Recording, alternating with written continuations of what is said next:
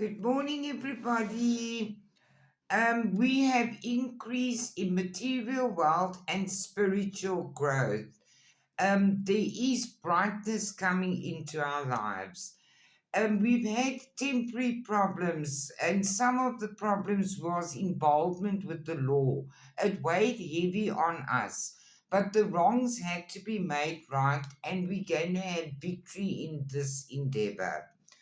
Our Archangel Ariel is here and says, you needn't go through your current challenges alone.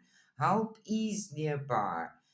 Turn your negative thoughts into positive thoughts because what you think is a self fulfilling prophecy.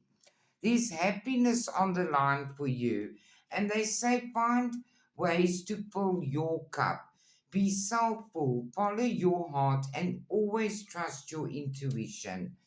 There is a victory news coming your way, and trust that you are highly thought of by the angels and your loved ones.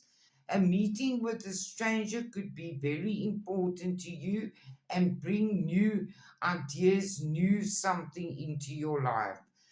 Unfortunately, somebody is gossiping about your secrets, but you moving forward knowing your own truth. You're not going to let it bother you. You're focusing on your happiness.